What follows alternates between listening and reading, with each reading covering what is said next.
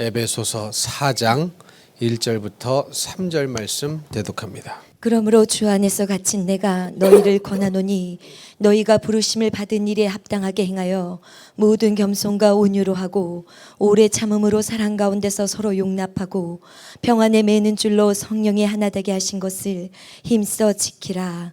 아멘. 아멘. 계속해서 교회에 관한 말씀을 수요일마다 전하고 있습니다. 교회는 무엇이고 왜 하나님께서는 이 땅에 교회를 세우셨는가? 그리고 이 교회 안에서는 무엇이 중요한가? 이런 말씀들을 나누고 있습니다. 여러분, 세상의 다른 기관이나 공동체하고 교회는 전혀 다른 곳입니다. 전혀 다른 곳이기 때문에 세상의 다른 공동체나 기관처럼 교회를 생각하고 교회에 나오면 교회가 이해가 안 될 것입니다. 교회가 이해가 안 되면 신앙생활을 잘 못하겠죠.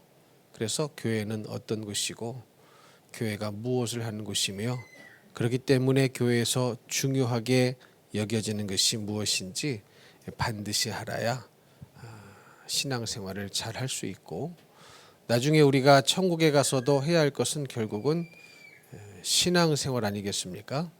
그렇죠. 주님, 우리 예수님을 주인으로 모시고 영원토록 살아야 될, 결국은 그것은 신앙생활 아니겠습니까? 주님의 통치를 받고 주님의 말씀 따라 주님의 명령 따라 주님을 찬송하며 사는 것, 주님을 예배하며 사는 것, 그것이 천국의 삶이기 때문에 그 천국의 모형인 교회, 천국의 모형인 이 땅의 교회가 무엇인지를 잘 알고 있어야 나중에 또 천국이 어떤 것이고 신앙생활에 실족하지 아니하고 잘하게 될 줄로 믿습니다. 사람은요 믿는 것을 행하죠. 믿는 것을 행해요. 그러니까 무엇을 믿느냐가 어떻게 행할 것인가를 결정합니다. 그러니까 무엇을 믿느냐가 중요한 이유는 사람은 다 믿는 것을 행합니다. 그래서 무엇을 믿느냐가 굉장히 중요합니다. 왜냐? 무엇을 믿느냐에 따라서 어떻게 행할 것이냐가 나오기 때문에 무엇을 믿느냐는 굉장히 중요합니다. 만약에 정말로 예수님이 복이라는 것을 믿는다면 그 사람은 예수를 믿는 신앙생활에 생명을 걸 것입니다. 예수님이 복이다. 그러니까 예수님이 우리에게 복을 주신다는 게 아니에요. 그것과 하고 예수님 자체가 복임을 믿는 것은 다른 거예요.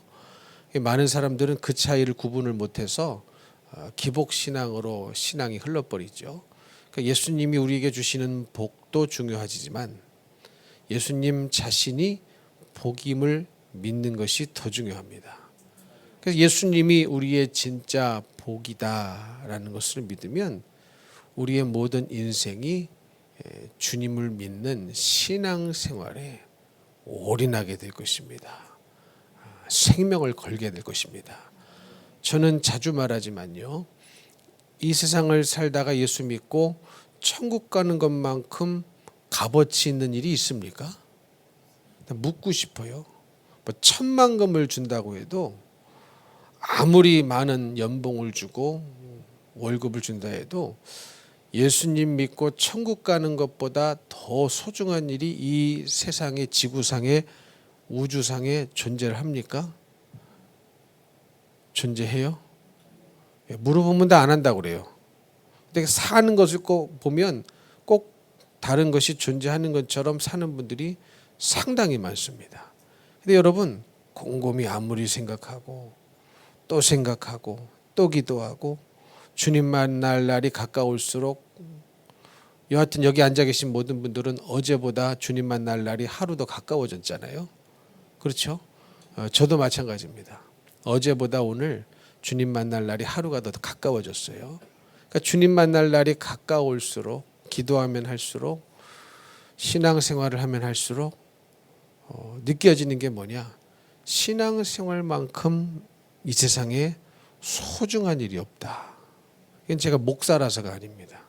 목사도 하나님 말씀대로 심판을 받고 성도들도 하나님 말씀대로 심판을 받거든요. 목사라서가 아니라 모든 성도들 다 마찬가지예요. 이 세상에 예수님 믿고 천국에 가는 것만큼 중요한 일이 없기 때문에 예수님을 믿는 신앙생활만큼 중요한 일이 이 세상에는 사실 없습니다. 그래서 우리의 온 마음과 뜻과 생각이 예수님을 어떻게 하면 잘 믿어볼까, 이 기준이 딱 서 있어야 돼요. 그러니까 이 기준이 서 있고 이 기준에 따라 부수적인 나의 가정생활, 나의 직장생활, 나의 사회생활, 여러 가지 생활의 가지치기가 일어나는 거예요. 그러니까 기준은 뭡니까? 신앙생활인 거예요. 예수 믿는 거. 이게 가장 중요하기 때문에. 그래서 저는 항상 외치는 것은 우리의 주업은 신앙생활이고 가정생활도 부업이고 직장생활도 부업이고 나머지 모든 사회활동 모든 것도 사실은 다 부업일 뿐입니다. 진짜 본업은 뭐예요? 신앙생활인 거죠. 그러니까 이 생각을 하고 사셔야 이 기준이 확실하게 서 있어야 신앙생활을 건드리지 아니하고 신앙생활을 다른 것에 빼앗기지 아니하고 이것을 중심으로 딱 세워놓고 그 나머지 생활을 설정해 나갈 수가 있는 겁니다. 근데 왜 이 생각을 못합니까? 우리 인생의 가장 중요한 것이 예수님 믿고 천국 가는 것이다라는 것이 안 믿어져서 그렇습니다. 정말로 믿어지면 신앙생활이 가장 중요하기 때문에 인생의 모든 기준을 신앙생활로 딱 맞춰놓고 설정해놓고 그 다음에 가정생활 어떻게 할 것이냐, 학교생활 어떻게 할 것이냐, 직장생활 어떻게 할 것이냐, 사회생활 어떻게 할 것이냐, 이게 다 나오는 겁니다. 여러분, 그래서 교회가 중요한 거예요. 그래서 교회가 중요한 겁니다. 그런데 이 땅의 교회는 공식적으로 어떻게 탄생이 되었느냐? 오순절 마가의 다락방에서 성령님께서 임하시면서 이 땅의 교회가 비로소 탄생이 되었다, 이렇게 봅니다. 오순절 마가의 다락방에 성령께서 임하시면서 교회가 탄생을 했다. 그러면 교회의 주인은 누구십니까? 예수님. 또 성령으로 말미암아 이 땅에 교회가 생겨났으니까 교회의 주인은 또한 성령님이다라고 말할 수가 있는 것이죠. 그래서 오늘 본문 말씀에 보면은 바울이 여러 말을 하고 있지만 결국은 한 가지 명령을 성도들에게 하고 있는 거예요. 그 한 가지 명령이 뭐냐? 성령이 하나 되게 하신 것을 힘써 지켜라. 지켜라 했으니 명령이죠. 그렇죠? 지켜라 했어요. 명령입니다. 성경은 명령이에요. 성령이 하나 되게 하신 것을 힘써 지켜라. 이게 교회 안에서 일어나야 할 일들이고 교회 안에서 아주 중요하게 우리가 행하여야 할 일들입니다. 그러니까 성령이 하나 되게 하신 것을 힘써 지키라고 그랬습니다. 그럼 왜 바울이 이런 말을 했겠습니까? 교회 주인은 성령이신데 마가의 다락방에 성령께서 임하심으로 말미암아 교회가 탄생했는데, 그렇다면 당연히 성령의 인도하심 따라 성령으로 하나가 되어서 교회가 똘똘 뭉쳐서 신앙생활하고 주님의 뜻을 이루어야 될 텐데, 성령이 그래서 하나 되게 하셨는데 이거 하나 되게 하신 것을 힘써 지켜야 할 만큼 뭐가 많다는 거예요? 하나 되지 못하게 하는 공격이 많다는 겁니다. 하나 되지 못하게 하는 마귀 역사가 많다는 거예요. 그래서 교회가 분열이 되죠. 그래서 교회가 분쟁이 일어나고 분열이 일어나고 때로는 깨지기도 하고 그런 일이 일어나기 때문에 성령이 하나 되게 하신 것을 어떻게 지켜라? 힘써 지키라 합니다. 그러니까 여러분이 교회 안에서 힘써야 할 게 뭐예요? 성령이 하나 되게 하신 것을 힘써 지키는 일에 힘을 쓰셔야 됩니다. 근데 엉뚱한 데 힘을 쓰는 분들이 있어요.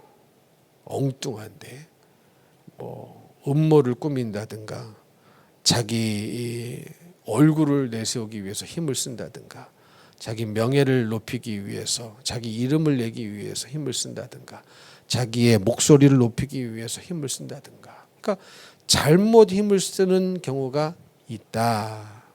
근데 잘못 힘을 쓰면 성령이 하나 되게 하신 하나님의 교회가 깨져버립니다. 분쟁이 일어납니다. 분열이 생깁니다. 그래서 우리가 다른 것에 힘쓰지 마시고 뭐에 힘써야 됩니까? 성령이 하나 되게 하신 것을 힘써 지켜야 되는구나. 여기에 힘을 좀 많이 쓰시라는 거예요. 그래서 이 기준이 서면 지금 내가 하고 있는 이 말이 내가 하고 있는 이 행동이 성령이 하나 되게 하신 것을 지금 힘써 지키는 말인가 지키는 행위인가 아니면 이것을 분열시키고 깨는 말이요 행위인가 분별이 되겠죠. 분별이 되겠죠. 그래서 힘써 지키기 위하여 우리가 우리의 마음도 쏟아야 되고 우리 힘도 쏟아야 되고 우리의 모든 것을 쏟아야 되는 것이죠. 이해가 되시면 아멘. 왜 이것이 중요하느냐? 교회의 주인은 예수 그리스도시고 우리 모든 성도들은 예수 그리스도의 영이신 성령을 통하여 교회를 이끌어 가시기 때문에 그렇습니다. 그래서 사실은요, 엄밀히 말하면 교회는 회의를 통하여 이끌어 가져가는 것이 아니고 성령을 통하여 이끌어져 가는 것이 100% 맞는 거죠. 그렇죠? 왜 성령이 하나 되게 하셨으니까. 성령은 몇 분이세요? 한 분이십니다. 내 안에 계신 성령과 여러분 안에 계신 성령이 달라요, 같아요? 같죠. 같다면 같은 말씀을 하시겠죠. 다르다면 다른 말을 할 수 있겠지만 같은 성령이라면 같은 말씀을 하시는 것이 너무나 당연한 겁니다. 너무나 당연한 거예요. 근데 실질적으로 교회 생활을 하다 보면은 소리가 달라요. 목소리가 달라요. 목소리가 달라요. 근데 더 기가 막힌 것은 뭐냐면 너만 성령 있냐? 나도 성령 있어. 이렇게 말하면서 두 의견이 충돌합니다. 그럴 때가 많죠. 그러니까 너만 성령 있냐? 나도 성령이 있다. 근데 둘이 달라. 목소리가 달라. 그러면 여러분 둘 중에 하나는 가짜겠죠. 둘 다 가짜일 수도 있고. 그럴 수가 없잖아요. 성령이 하나라면서요. 성령이 하나이기 때문에 하나 되게 하신 것을 힘써 지키라고 한 거예요. 근데 소리가 달라요. 이 사람은 이 소리 내고 저 사람은 저 소리를 내요. 그러면 둘 중에 적어도 둘 중에 하나는 아니라는 거죠. 성령의 소리는 아니라는 겁니다. 그러면 이것을 어떻게 분별해야 될 것이냐? 분별 안 해도 되는 것이냐? 아닙니다. 반드시 성령의 사람이 되어서 분별하셔야 됩니다. 그게 신앙이 성숙해지는 거거든요.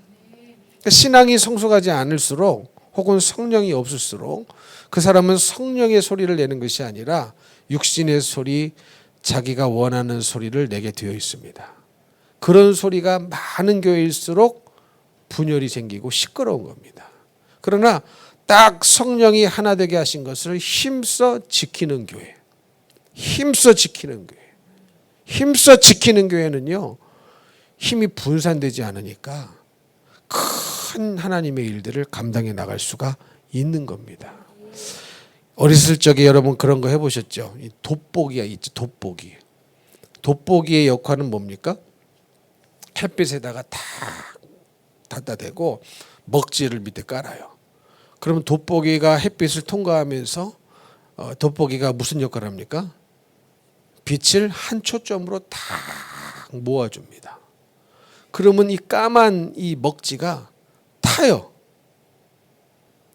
그러니까 돋보기를 통과하는 빛의 양은 똑같은데 이 돋보기를 통과하면서 빛이 한 곳으로 모아집니다. 그러면 분산되었던 햇빛이 햇빛이 분산되었을 때는 못했던 이 종이를 불태우는 그 힘이 하나로 딱 모여질 때에 이 힘이 생겨나게 돼서 불태울 수 있죠. 여러분, 이와 마찬가지로 성령이 하나 되게 하신 것을 힘써 지켜야 주님의 일을 할 수 있습니다. 주님의 뜻을 힘 빼지 않고 할 수 있어요.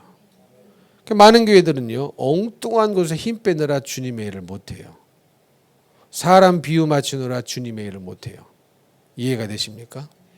주님의 뜻이라고 하면 우리는 성령의 인도하심 따라 반드시 해야 할 텐데 그렇지 못한 교회가 많이 있다라는 사실입니다. 그런데 이런 일들이 왜 일어나느냐? 각각 저마다 나도 성령의 인도함을 받아. 근데 그런 사람들 중에 심지어는 성령님 자체가 없는 분들도 많습니다. 여러분, 교회 나왔다고 성령이 다 계시겠습니까? 절대 그렇지 않습니다. 절대 그렇지 않아요. 대화 몇 마디 해보면 그 중심에 주인이 예수님이 된 사람과 아닌 사람들은요, 확연히 구분이 되거든요. 대화 많이 안 해봐도 알아요.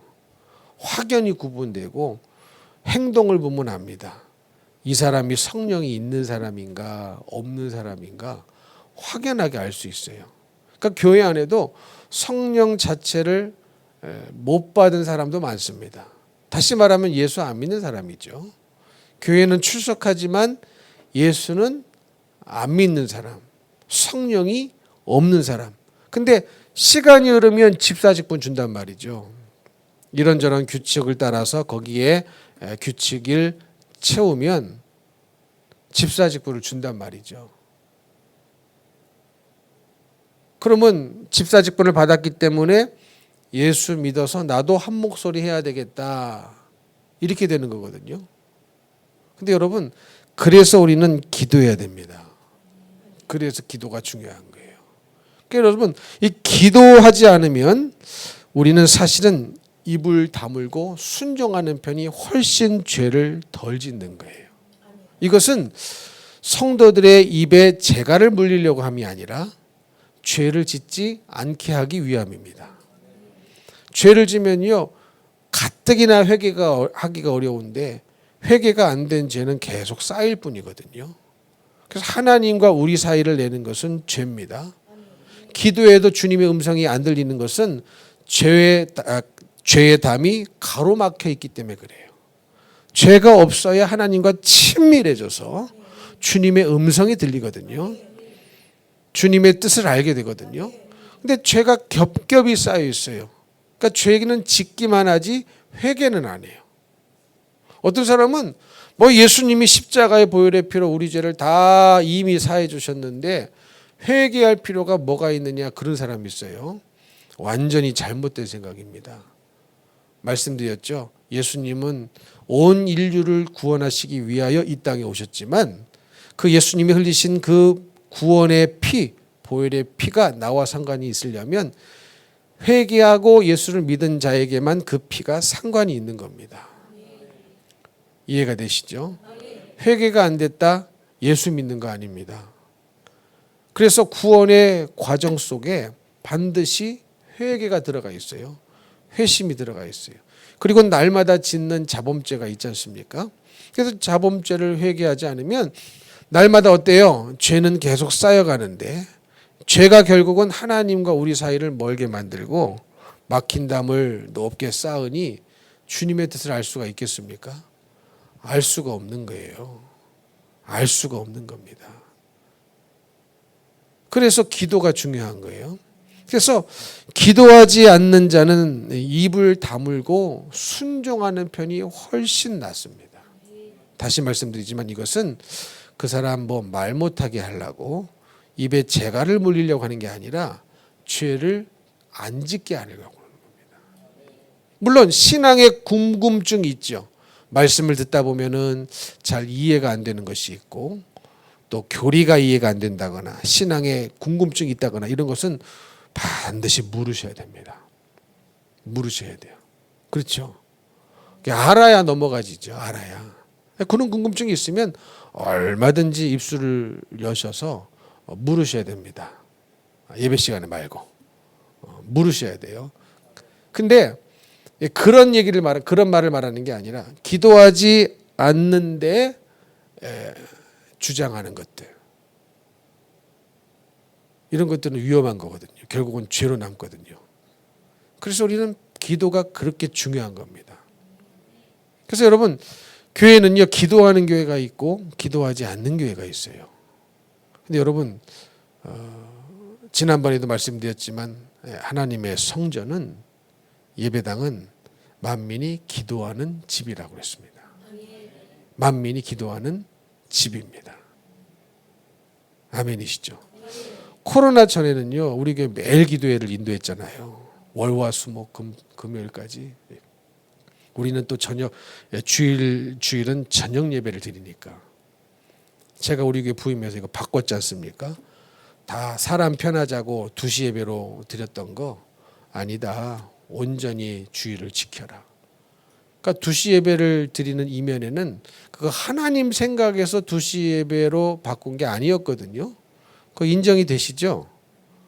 주님께 영광이 되라고 옛날에는 다 저녁 예배 드렸어요. 옛날에 우리 한국 이전에 옛날에는 다 저녁 예배가 있었어요. 근데 어느 순간 예배가 11시 예배 드리고 점심 먹고 2시 예배 때 졸다가 가요. 식사 막 치고 얼마나 많이 졸립니까? 그리고 그냥 해치우고 가버려요. 그리고 그 다음 시간을 뭘로 썼어요? 쇼핑하고 영화 보고 산에 가고 낚시 가고 교제하고 다 세상적인 일을 하다가 주일을 마무리해 버렸어요.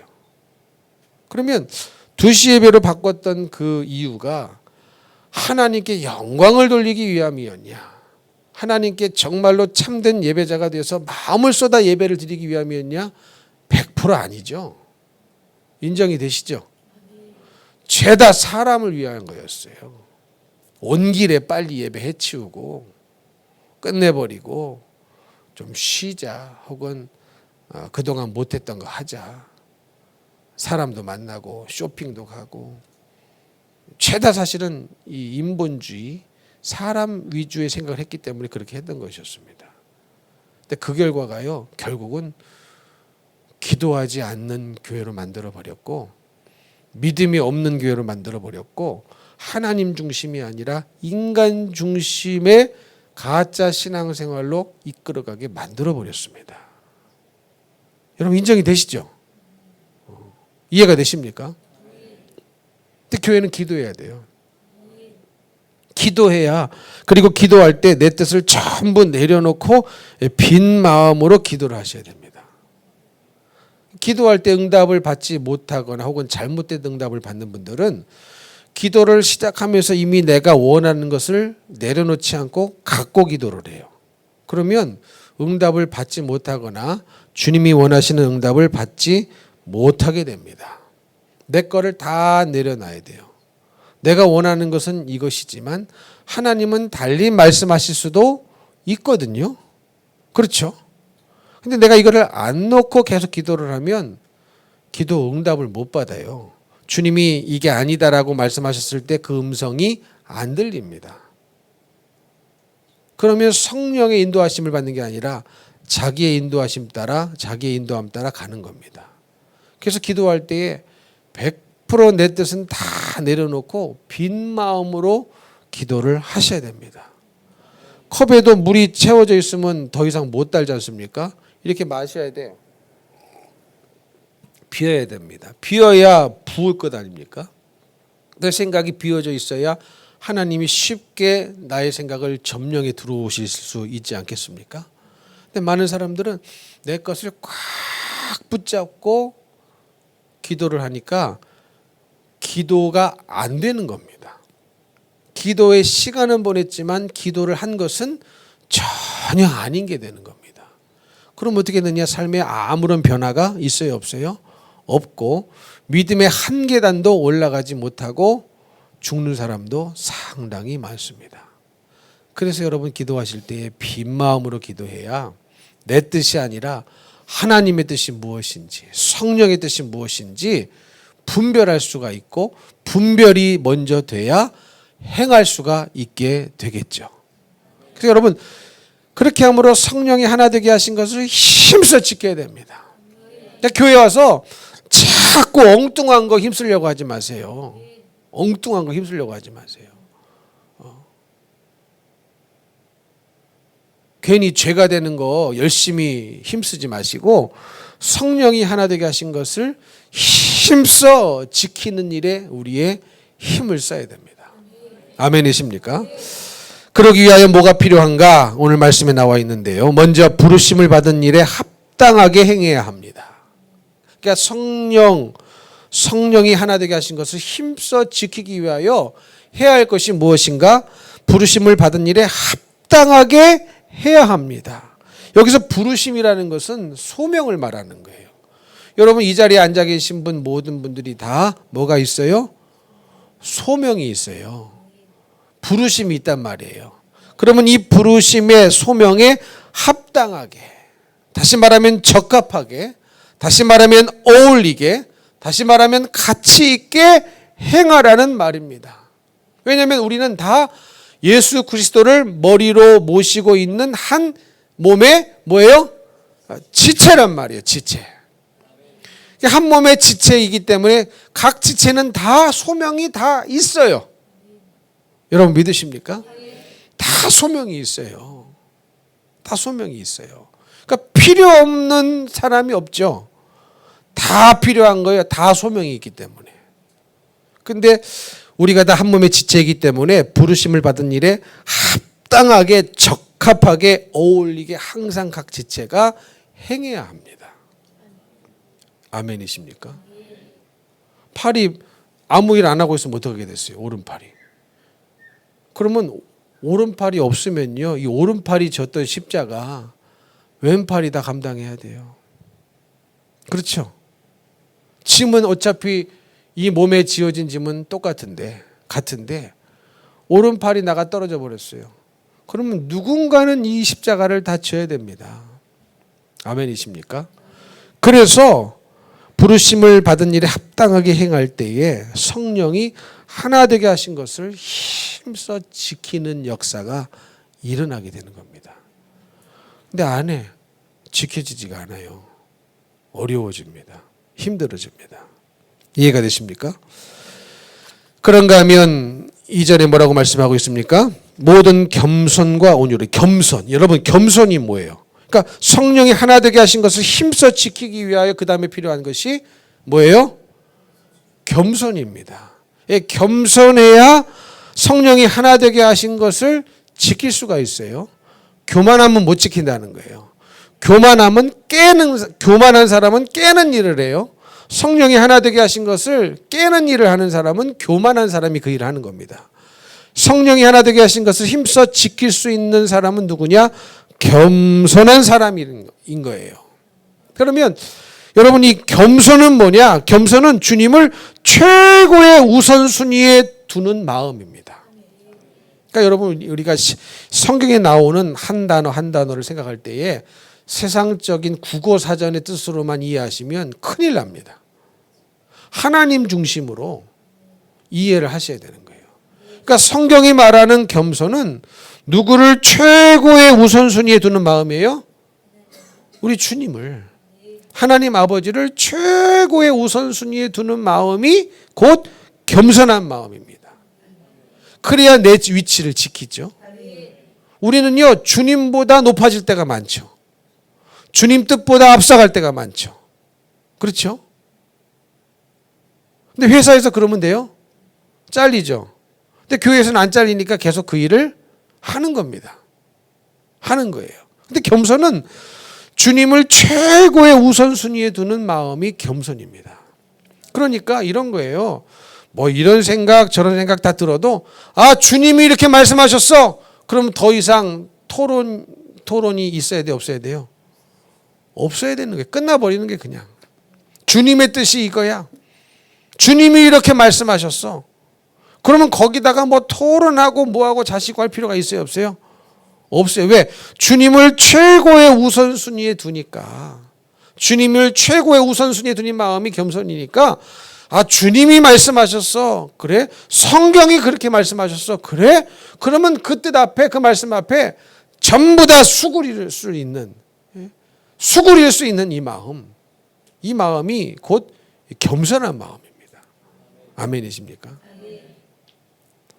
하나님 말씀 앞에 잘 수구릴 수 있어야 돼요. 왜? 하나님의 말씀이니까. 아버지의 뜻이니까. 아멘이십니까? 인간의 말이라면 그럴 필요가 없겠지만 하나님의 뜻이라면, 하나님의 말씀이라면 그 뜻 앞에 수그릴 수가 있어야 되는 거예요. 그러니까 하나님의 말씀이라면 주님이 최고의 우선순위를 두는 마음이 겸손이니까 그 말씀 앞에는 다 겸손히 알았습니다. 주님 말씀이 옳습니다. 낮아지는 거. 이게 겸손인 줄로 믿습니다. 그 다음에 성령이 하나 되게 하신 것을 힘써 지키려면 뭐가 필요합니까? 온유가 필요합니다. 그러니까 온유를 이름을 이제 지어달라는데 제가 그런 마음으로 지었거든요. 온유라는 뜻이 뭐라고 그랬어요? 온유는요, 심약한 사람이 온유한 사람이 아니에요. 사람은 착각하더라고요. 온유한 사람만큼 주님 안에서 강한 사람이 없어요. 아멘이십니까? 그러니까 온유는 심약한 사람이 아니에요. 하나님 앞에. 온유는 하나님 앞에 엄청나게 강력한 사람인데 그 뜻이 뭐라고 그랬어요? 그 뜻이 뭐라고 그랬어요?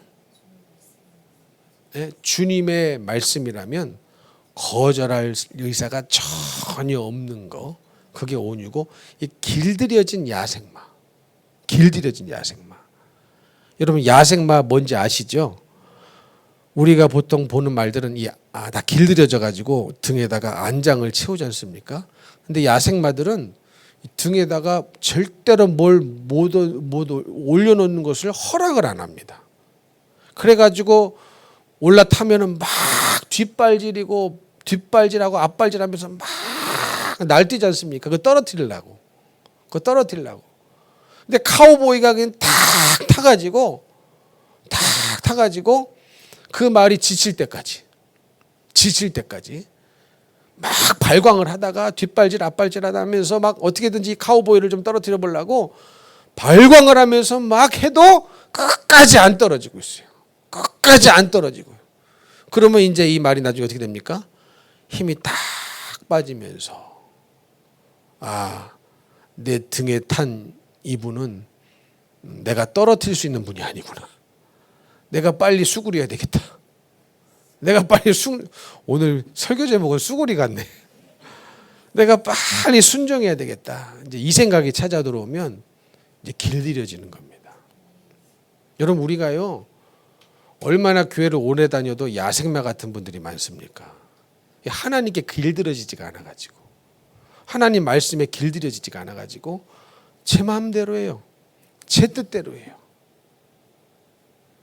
나오고 싶으면 나오고 안 나오고 싶으면 안 나오고, 목사 말도 소용없고 부모님 말도 소용없고 하나님 말도 소용없어요. 목사 말이 안 들리는데 하나님 말이 들리겠습니까? 보이는 사람에게도 순종이 안 되는데 안 보이는 하나님께 어떻게 순종을 하겠습니까? 여러분, 이해가 되십니까? 그러니까 절대 안 되는 거거든요. 성경의 말씀이 그렇게 나와 있어요. 보이는 사람도, 보이는 자에게도 순종이 안 되는데 안 보이는 하나님은 어떻게 순종하겠습니까? 근데 신앙생활을 오래 다녔는데 제 마음대로 하시는 분이 있어요. 길들여지지 않아서 그렇습니다. 그러면 그게 자유로운 것이냐? 아닙니다. 그건 자유로운 게 아니에요. 방종입니다. 우리가 자유가 뭔지를 잘 이해하셔야 되죠. 자유를 잘못 착각하는 분들이 더러 있어요. 주의 영이 계신 곳에 자유함이 있다 그랬죠. 진리가 너희를 자유케 하리라 그랬어요. 그러면 여러분, 주님의 영은 성령이시죠. 그러면 성령이 하시는 일은 뭡니까? 구약 시대에는 하나님이 손가락으로 친히 돌판에 계명을 새겨 주셨어도 그 명령을 못 지켰어요. 이스라엘 백성들이. 그렇죠? 그러다가 이제 구약의 예언에 따라 우리의 신비에 새겨 줄 때가 온다고 그랬죠. 신비의 하나님의 말씀을 새겨 줄 때가 온다고 그랬어요. 그게 곧 뭡니까? 오순절에 성령이 임하시는 사건을 말한 겁니다. 그러니까 성령이 우리에게 오셔서 이제는 하나님이 내 몸 밖의 돌판에 하나님의 말씀을 새겨주시는 것이 아니라 우리의 신비의 마음판에 하나님의 말씀을 새겨주시니까 이 순종이 가능하게 된 겁니다. 이해가 되십니까? 이 순종이 가능하게 된 거예요. 그래서 우리가 하나님 말씀에 순종할 수 있는데, 그래서 주의 영은 하나님의 성령이시고 하나님의 성령이 우리에게 오신 이유는 하나님의 말씀을 우리의 신비에 새겨서 하나님의 말씀을 순종하도록 우리에게 오셨지. 그렇죠? 주의 영이 계신 곳에 자유함이 있어. 근데 어떤 사람은 자유해 아유 뭐 그런 거 갖고 이렇게 이 죄의식을 느껴, 죄 져놓고. 그럴 수도 있지. 자유해 이런 사람 봤어요. 여러분 그건 자유가 아닙니다. 방종이지. 아멘이십니까? 주의 영이 계신다면 주님의 영이 하시는 일은 하나님 말씀에 순종하도록 우리를 이끄시는 자유인 것이지, 불순종하도록 이끌면서 자유해 이게 아니란 말이에요. 하나님도 다 아셔. 네 사정 다 아셔. 너 그럴 수밖에 없는 사정 하나님이 다 아셔. 그러면서 자유해. 결코 정죄함이 없다고 그래서 죄의식 갖지 마. 근데 여러분, 죄의식이 없으면 어떻게 죄를 회개하겠습니까? 이해가 되세요? 그거 완전히 잘못된 말이에요. 죄를 지어놓고 죄의식이 없는데 어떻게 죄를 회개하냐고요. 근데 우리는 상당히 오랜 세월 동안 잘못된 생각으로 살아왔어요. 죄를 져놓고 회개는 안 하면서 죄의식을 안 갖는 것이 마치 하나님의 뜻인 것처럼, 그것이 성령이 하시는 일인 것처럼 착각하며 산 사람들이 너무나 많습니다. 여러분, 죄를 졌다면 죄의식이 반드시 있어야 됩니다. 괴로워야 돼요. 잠을 못 자야 돼요. 아멘이십니까? 예를 들어 사람을 죽여놓고 잠이 잘 와? 두 발 벗고 이게 잠이 잘 와요? 그게 됩니까? 사람을 때려놓고 잠이 잘 와요? 죄의식이 느껴져야지 이게 죄를 해결할 거 아닙니까? 근데 마치 이 죄책감을 가진 것, 죄의식을 갖는 것 자체가 굉장히 잘못된 것처럼 잘못 가르치더라고요. 그러니 사람이 회개를 안 하는 거예요. 죄는 버젓이 져놓고 똑같은 죄를 지속적으로 반복적으로 계속 지어놓고도 죄책감 갖지 마. 그거 하나님이 기뻐하시는 일이 아니래. 죄의식 갖지 마. 그거 하나님이 기뻐하시는 일이 아니래. 여러분 그렇게 생각한 적 많죠? 마치 죄책감을 갖고 사는 것이 굉장히 잘못된 것처럼. 아니, 죄를 졌는데 죄책감이 없으면 어떻게 회개하겠습니까? 죄를 져놓고 죄의식 자체가 없으면 어떻게 죄를 회개하겠냐고요. 괴로워야죠. 다윗이 우리아의 아내 밧세바를 범하고 그 우리아까지 죽여놓고 죄책감이 없었다니까요. 죄의식이 없었다니까요. 그래서 하나님이 보다 못해서 1년쯤 흐른 뒤에 누구를 보내셨어요? 나단 선지자를 보내주셨습니다. 그 나단 선지자를 통하여 다윗에게 알게 해주신 그 일의 그 말씀의 핵심이 뭐였어요? 죄책감을 갖게 한 거예요. 죄의식을 갖게 한 겁니다. 바로 그놈이 당신입니다. 듣고 보니 그놈 나쁜 놈이죠? 예화했지 않습니까? 듣고 보니 왕이시여 그놈 나쁜 놈이죠? 맞다는 거죠. 이런 놈은 이렇게 율법으로 이렇게 해야 된다는 거죠. 이렇게 처분해야 된다는 거죠. 근데 그놈이 누구다? 왕 아닙니까? 그때 내가 죄를 졌구나. 죄의식이 살아난 겁니다. 죄의식이 살아나니까 그 죄를 통곡하고 회개하지 않습니까? 그러니까 마귀는요, 죄를 져놓고도 죄의식을 못 갖게 해요. 이게 무슨 죄냐? 이게 무슨 그렇게 큰 죄냐? 이게 무슨 그렇게 죽을 죄냐? 근데 그런 사람일수록 남의 죄는 엄청나게 크게 여기더라니까. 그래서 성경에 남의 들보를 빼려고 하지 말고 네 눈에 티부터 빼라. 할렐루야. 그렇게 말씀하시는 거예요. 아멘이십니까? 그건 자유가 아니에요. 방종입니다. 그래서 온유는 심약한 사람이 아니라 제어되어지는 힘입니다. 통제되어지는 힘인 거예요. 관리가 되어지는 능력인 겁니다. 그러니까 야생마는 야생마 상태에 있으면은 써먹을 수가 없어요. 그러니까 야생마는 써먹을 수가 없잖아요. 그죠? 그냥 자기 혼자 날뛰다가 죽어야 돼요. 뭘 실을 수가 없어. 짐을 지울 수가 없어. 사람이 탈 수가 없어. 사람이 타야 뜨그닥 해가지고 달려가고 빨리 달려가고 써먹을 것 아니겠습니까? 전쟁에도 나가고 그렇죠. 사람이 거기 딱 타야 전쟁에도 나가고 병사들이 타야 전쟁에 싸우고. 근데 야생마는 힘은 있는데 써먹을 수가 없어요. 파워는 있는데 힘이 써먹을 수가 없어요. 왜? 그 힘이 통제가 안 되니까. 관리가 안 되니까. 컨트롤이 안 되니까. 그래서 온유라는 단어의 정확한 뜻은 통제가 되고 관리가 되는 힘을 말하는 겁니다. 아멘이십니까? 그러려면 하나님의 말씀이라면 나는 절대적으로 하나님 말씀에 통제가 됩니다. 관리가 되는 사람입니다. 이런 뜻인 거예요. 여러분, 누구도 관리를 못해도 하나님 말씀에는 여러분이 관리가 되셔야 됩니다. 관리가 되셔야 돼요. 누구도 통제를 못한 사람이다? 그거 별로 좋은 거 아니에요. 하나님 말씀에는 통제가 되어야 됩니다. 아멘이십니까? 그런 다음에 오래 참음과 용납 비슷한 말이죠. 잘못을 갚는데 더딘 마음입니다. 잘못하면 갚아주고 싶잖아. 그렇죠? 그렇죠. 안 갚아주고 싶어요. 되로 주고 맞나?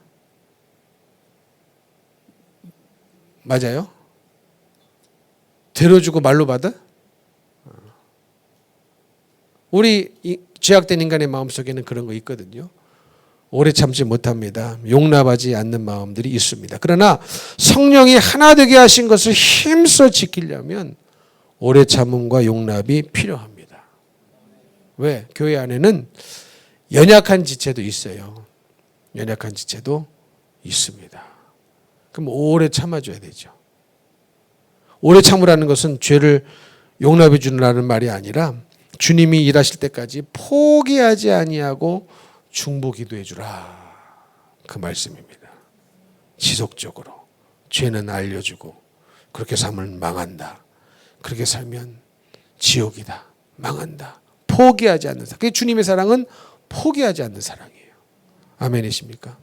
주님의 사랑은 포기하지 않는 사랑이니까 오래 참음과 용납함으로 불편함을 갚는데 더딘 마음, 잘못을 갚는데 더딘 마음을 말합니다.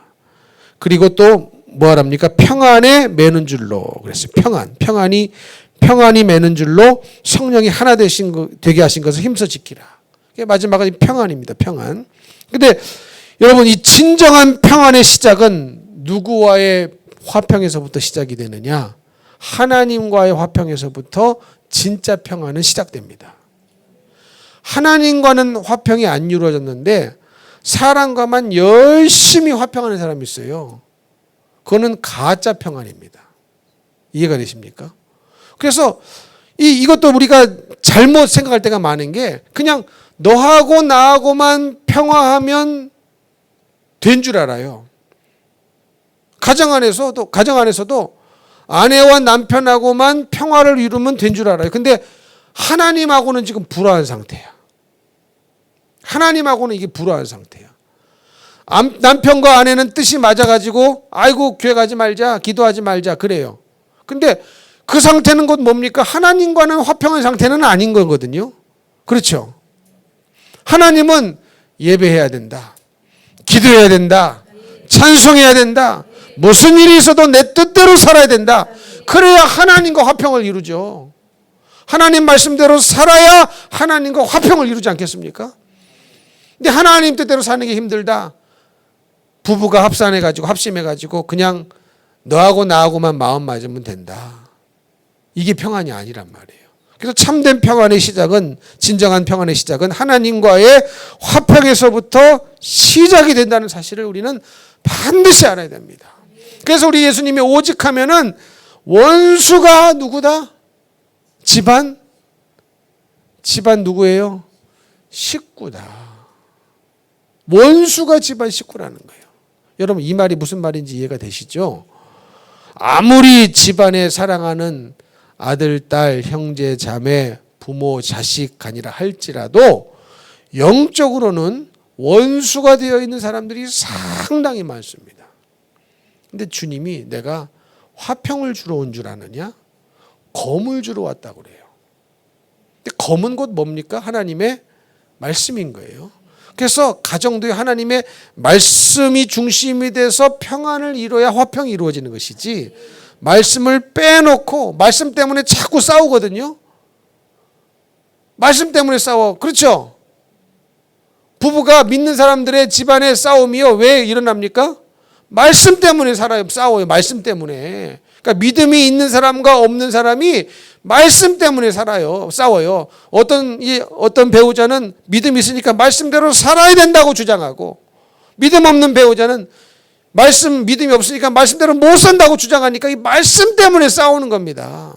그래서 예수님이 내가 평화를 주러 온 줄 아느냐? 검을 주러 왔다. 검을 주러 왔다고 말씀하시는 거예요. 말씀을 집안에 던져 넣으시는 거죠. 그리고 열심히 영적인 전쟁을 치러야 되는 거죠. 그리고 반드시 그 전쟁의 승리를 누가 하셔야 됩니까? 주님이 하셔야 되는 거예요. 주님 말씀에 순종함으로 그 싸움의 결론이 나야만 하는 겁니다. 그래야 진정한 평화가 거기에 찾아오는 거예요. 그 가정에게. 이해가 되시죠? 우리나라는 38선을 휴전선이라고 합니다. 그러니까 전쟁이 끝났어요? 안 끝났어요? 안 끝났어요. 그러니까 계속 핵의 위험이 있고 도발의 위험이 있고 그러지 않습니까? 그래서 막 연평도 포격을 합니다. 천안함을 터뜨려요. 근데 속 터지는 것은 천안함을 우리나라가 터뜨렸대야. 여러분 정말로 그랬다면 그거 언젠가 밝혀지고 완전히 그러면 그 사람은 대대로 쑥대밭 되지 않겠습니까? 그 짱구가 아닌 이상 그거 그렇게 하겠어요? 여러분 같으면 여러분이 대통령이라면 여러분이 고위 관직이라면 그런 짓 하겠습니까? 언젠가는 밝혀질 텐데. 근데 왜 우리는 아직도 전쟁 위험에 있는 겁니까? 전쟁이 끝내지를 못해서 그런 겁니다. 여러분 진정한 평화는 하나님이 완전히 점령이 들어가서 나를 장악하셔서 하나님이 나를 이기셔야 됩니다. 내가 하나님이 나를 이기시도록 나를 내어드려야 됩니다. 그건 나의 자유의지를 가지고 내가 해야 되는 거예요. 아무리 하나님이 말씀으로 점령에 들어오신다 할지라도 성령으로 점령하시고 싶으셔도 내가 거부하면 안 되는 거예요. 내가 거부하면 성령은 거부를 당하십니다. 아멘이십니까? 내가 거부하면 성령은 거부를 당하시기 때문에 점령이 안 되는 거예요. 그러니까 완전히 하나님이 나를 이겨버리셔야, 완전히 우리 가정을 하나님이 점령을 하셔야 가정에도 영적인 전쟁이 끝나서 진정한 평화가 오는데, 건들지 마라. 집안이 시끄럽다. 그러니까 다 뭐인 거예요? 휴전선만 열심히 치고 있는 겁니다. 여기가 38선도 아닌데. 가정마다 38선이 있어요. 여러분, 가정의 38선을 제거하시기를 바랍니다. 38선 때문에 전쟁이 안 끝났다니까. 아멘이십니까? 전쟁이 안 끝나면 계속 전쟁인 거예요. 평화가 없는 거예요. 근데 각 가정마다 전쟁을 안 치러요. 영적인 전쟁. 이거는 머리끄댕이 잡고 싸우라는 말이 아닙니다. 하나님의 사랑으로, 하나님의 진리로 영적인 전쟁을 치러야 된다는 거예요. 그래서 신앙생활이 기도 없이는 못하는 거예요. 그냥 전쟁을 안 치를 것 같으면요, 다 할 수 있어요. 근데 신앙생활은 반드시 영적인 전쟁이 있어야 되고 영적인 전쟁에 승리해야만 합니다. 그래야 진정한 하나님의 평화가 나에게, 우리 가정에게 찾아오는 거거든요. 교회도 마찬가지고. 근데 이 전쟁을 안 하고 다 뭐예요? 아유, 시끄러운 거 싫다. 대충 덮어놔요. 덮어놓은 건 해결된 게 아닙니다. 덮어놓은 건 해결된 게 아니에요. 그래서 하나님은 오죽하시면 말씀은 좌우의 날선 양날건 같아서 심령과 골수 관절을 다 찔러 쪼갠다지 않습니까? 그러니까 말씀은 계속 찔러대는 이유가 뭐냐? 그 휴전선 빨리 그거 철회해. 휴전하지 마. 싸워야 돼. 이겨야 돼. 마귀 역사는 떠나보내야 돼. 이겨야 돼. 계속 이러고 계시는. 그냥 덮어놔. 아이고 속 시끄럽다. 큰 소리 나는 거 싫다. 큰 소리 나는 거 좋아하는 사람 누가 있어? 여기 큰 소리 나는 거 좋아하시는 분 계세요? 좋아하는 사람 한 사람도 없어요. 그러나 전쟁통에는 폭탄도 터지고 그렇지 않습니까? 조용한 폭탄 혹시 보셨어요? 조용한 폭탄 보셨어요 혹시? 지면 죽는 거거든요. 영적인 전쟁은 그냥 목숨 끊어지고 마는 게 아니에요. 영원한 삶으로 갈 수 있습니다. 승리하시기를 축복합니다. 그래야 진정한 평안이 이루어질 줄로 믿습니다. 이 모든 것을 가능케 하는 것은 바로 하나님의 사랑입니다. 사랑이에요. 그래서 여러분 전쟁을 치를 때도 사랑으로 해야 됩니다. 진리로 해야 됩니다. 안 그러면 변질이 돼버려요. 상처받고 끝나버려요. 이해가 되십니까? 전쟁은 꼭 상처가 생기잖아요. 상처가 생기죠. 치고받고 싸우는데 씨름을 하는데 격투기를 하는데 상처가 안 생깁니까? 근데 이 상처를 안 받으려면 주님의 사랑과 진리로 반드시 무장을 해야 됩니다. 그래야 성령이 하나 되게 하신 것을 힘써 지킬 수 있습니다. 사랑하는 성도 여러분, 그게 바로 교회입니다. 뭐가 교회라고요? 성령이 하나 되게 하신 것을 힘써 지켜서 오직 하나님의 뜻만, 성령의 뜻만 서서 그 뜻을 이루는 것이 곧 교회입니다. 그렇기 때문에 성령이 하나 되게 하신 것을 힘써 지키십시오. 교회 와서 다른 힘 쓰시려고 하지 마시고 엉뚱한 일에 힘쓰시려고 하지 마시고 성령의 하나 되게 하신 것을 힘써 지키려고 하십시오. 지키려고 하니까 나는 안 된다. 나는 못하는구나. 나는 온유하지도 못하고 겸손하지도 못하고 오래 참지도 못하고 용납도 못하고 평안도 없고 사랑도 안 되니까 나는 기도해서 주님께로 간구해가지고 이 능력을 받을 길밖에 없구나. 그러니까 이 기도가요 간절해질 수밖에 없는 것입니다. 그래서 누가 기도하라 말아 할 게 뭐가 있어요? 이게 막 피부로 와 닿으면 내가 이게 안 돼서 정말로 이게 문제였구나. 이게 막 깨달아지면 내가요 기도하라 말아 할 게 뭐가 있습니까? 기도하고 싶어지죠. 기도하면 변화가 되고 기도하면 주님이 쓰시고 기도하면 성령이 하나 되게 하신 것을 힘써 지킬 수 있는 힘과 능력을 주님이 주실 테니까 기도 안 하고는 못 베기는 겁니다. 그래서 여러분 기도 안 하는 사람은 다 가짜예요. 죄송합니다. 그 신앙인 절대 아닙니다. 기도 안 하는 분은 절대 나는 천국 못 간다고 믿습니다. 왜? 신앙의 믿음의 증거는 곧 기도로 나타나게 되어 있거든요. 그래서 최소한 하루에 2시간은 기도하시라. 최소한 2시간은 기도하시라. 그래야 믿음으로 살아낼 수 있다. 오늘 이 말씀을 기억하시고 우리가 교회에서 힘써야 될 것, 성령이 하나 되게 하신 것을 힘써 지키시고 내 힘으로 안 되니까 기도하시고 승리하시기를 예수님 이름으로 축복합니다. 축복합니다.